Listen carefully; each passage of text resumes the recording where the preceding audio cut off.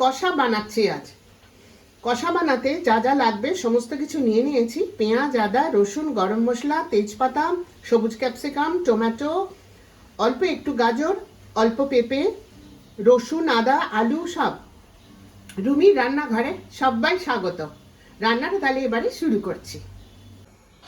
সব মশলাগুলো দিয়ে চিকেনটাকে আমি আগে মাখিয়ে নিচ্ছি। জিরে গুঁড়ো, ধনে গুঁড়ো,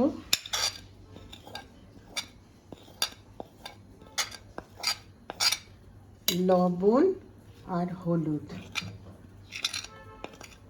প্রথমে এটা দিয়ে মেখে নেব, তারপরে আদা রসুন গ্রাইন্ড করে এর মধ্যে দেব। আদা রসুন গ্রাইন্ড করে নিচ্ছি।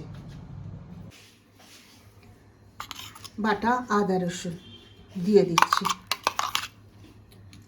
পুরোটা দিয়ে দিচ্ছি। কুচনো পেঁয়াজ, একটা শুকনো লঙ্কা আর একটা কাঁচা লঙ্কা দিয়ে গ্রাইন্ড করে নিচ্ছি। গ্রাইন্ড করা পেঁয়াজ আদা রসুন বাটার ওপরে ঢেলে দিচ্ছি। চিকেনটা মেখে নেবার পর আধ ঘন্টা মতন ঢাকা দিয়ে রাখবো। ততক্ষণে আমি আলুগুলোকে ভেজে নেব। সর্ষের তেলে রান্না করব, পরিমাণ মতো দিয়ে দিলাম। গ্যাসটাকে অন রাখলাম। সর্ষের তেলটা একটু গরম হলে আমি গোটা গোটা মশলাগুলো ফোড়নে দিয়ে দেব। সর্ষের তেলটা গরম হয়ে গেছে, অল্প একটু লবণ দেব, তেজপাতা,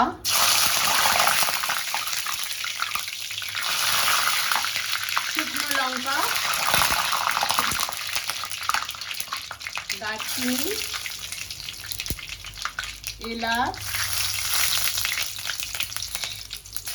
সাদা জিরে, এগুলোই আছে এর মধ্যে, সবটা দিয়ে দিই। এর মধ্যে দেব এটা লম্বা লম্বা যে সবুজ লঙ্কাগুলো হয়, যেটা আমরা ভাজা খাই, এটা দেব। কারণ এটা দিলে একটা খুব সুন্দর ফ্লেভার হয় আর ঝালটাও খুব সুন্দর হয়। একটু ভাজা হয়ে গেছে গোটা মশলাগুলো। আমি কুচনো পেঁয়াজটাকে হাত দিয়ে এইভাবে করে নিলাম, নিয়ে তেলের মধ্যে দিয়ে দিলাম।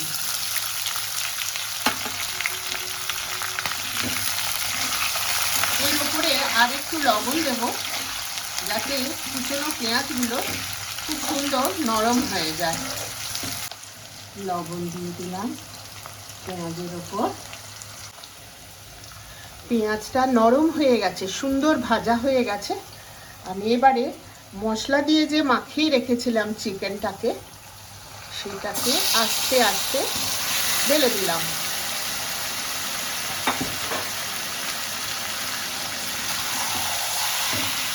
এইভাবে খুন্তি দিয়ে নেড়ে সমস্ত পেঁয়াজ ভাজাটার সাথে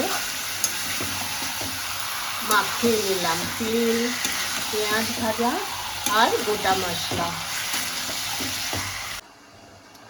আলুগুলোকে আমি সেদ্ধ করে নিয়েছি, খুব অল্প, একটা ফুট দিয়েছি, শক্তই রয়েছে। কিন্তু আলুর যে খারাপ জিনিসটা যাতে জলের সাথে বেরিয়ে যায়, ওই জন্য অল্প একটু ফুটিয়ে নিয়েছি। এবারে কড়া আরেকটা বসাবো, ওর মধ্যে ভাজা করে নেব। আরেকটা কড়া বসালাম, অল্প তেল দেবো আলুগুলো ভাজা হবার জন্য। তেল গরম হয়ে যাওয়ার পরে আলুগুলো আমি ভেজে নিচ্ছি।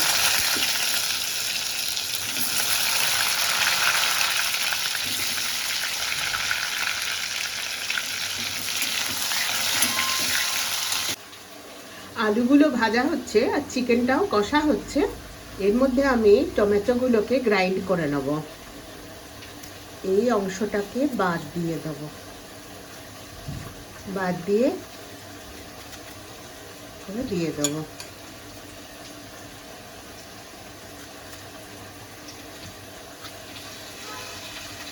সঙ্গে দেব দুটো শুকনো লঙ্কা। ঝাল বেশি ভালো লাগলে বেশি করে লঙ্কা দেওয়া যেতে পারে, আর কম ভালো লাগলে কম। এবার আমি গ্রাইন্ড করে নেব। আধ ঘন্টা মতন কষানো হয়ে গেছে। শুকনো লঙ্কা আর টমেটো পেস্ট, এটা আমি ডাইরেক্ট দেবো না, এটা আমি ছাঁকনিতে ছেঁকে দিয়ে দেবো। এভাবে পুরোটা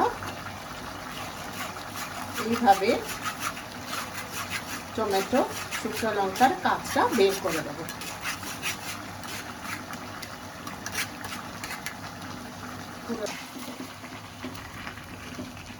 এভাবে ভালো করে খুন্তি দিয়ে নেড়ে আবার কিছুক্ষণের জন্য কষতে দেবো। আরো 15 মিনিট কেটে গেছে। মুরগিটা ভেতরে 2 পিস পেঁপে আর 2 পিস গাজর দিয়ে দিলাম। আরও একটা ওই সেই ভাজা খাবার লঙ্কাগুলো, সবুজ আর সবুজ ক্যাপসিকাম দিয়ে দিলাম। এতে ফ্লেভারটা আরও ভালো বেরোতে থাকবে। আরও 5-10 মিনিট কষানোর পর আমি মশলা ধোয়া যে জলটা হবে মানে গ্রাইন্ডারে, ওটা ঢেলে দেব।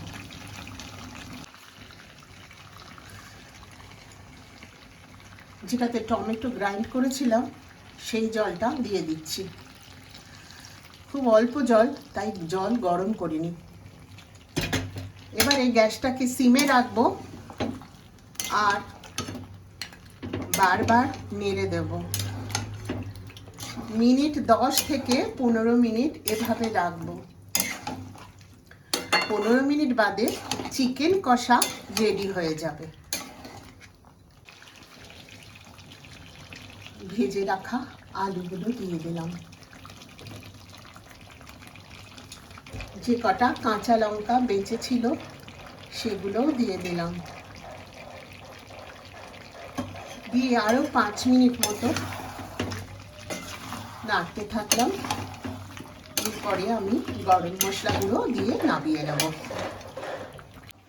এই কটা মশলা আমি নিয়েছি, গোটা দারচিনি, এলাচ, ছোট এলাচ আর লবঙ্গ। এগুলোকে আমি নোড়া দিয়ে কুটে নেব। কুটে নিয়ে ওটা আমি চিকেনের উপর দিয়ে দেবো।